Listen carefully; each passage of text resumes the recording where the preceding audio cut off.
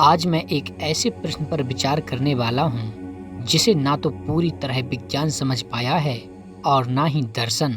वह प्रश्न है, आखिरी सत्य क्या है?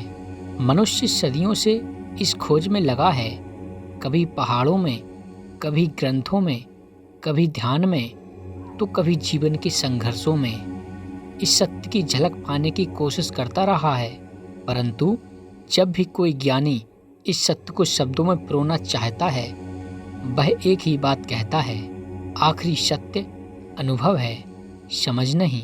आइए इस प्रश्न को टॉपिक वाइज समझते हैं। पहला, परिवर्तन ही सत्य है। जिस दुनिया को हम स्थिर मानते हैं, उसमें हर क्षण परिवर्तन की धुन गूंज रही है। हमारा शरीर बदल रहा है, विचार बदल रहे हैं, परिस्थितियां बदल रही हैं। जो बदलता रहता है वह मिथ्या नहीं, वह जीवन के प्रवाह का प्रमाण है। परिवर्तन को स्वीकार करना ही सत्य का पहला द्वार है।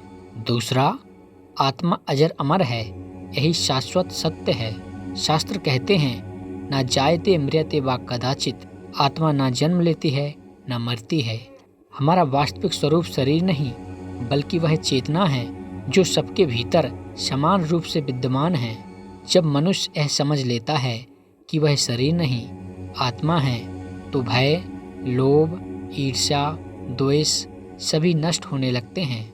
तीसरा, जो कुछ भी है वही परम सत्य है। ऋषि मुनियों ने कहा है कि ईश्वर कोई अलग सत्ता नहीं, बल्कि वही चेतना है जो कण कण में व्याप्त है।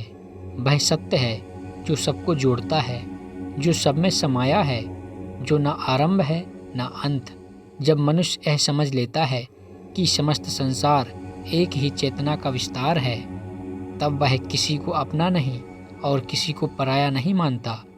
यही आध्यात्मिकता का चरम है। चौथा, आखिरी सत्य स्वयं को जानना। सत्य बाहर नहीं है, वह न आकाश में छिपा है, न पर्वतों में, न मंदिरों में। वह हमारे भीतर ही सोया है।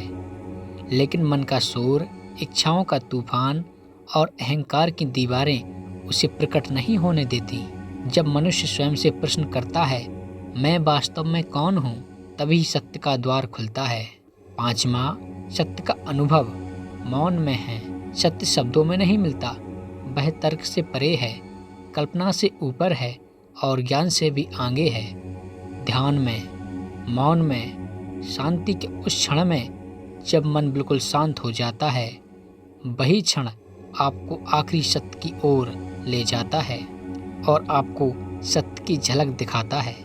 इन सभी बातों का एक ही निष्कर्ष निकलता है, आखिरी सत्य ना मरने वाला है, न बदलने वाला है, न समय से बंधा है।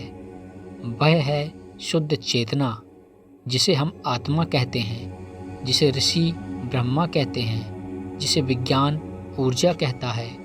समस्त अस्तित्व का आधार वही एक सत्य है। जब यह एहसास भीतर जगता है कि मैं अलग नहीं हूँ, मैं उसी अनंत सत्य का अंश हूँ, तभी जीवन का अंधकार हटता है और भीतर एक दिव्य प्रकाश फैल जाता है।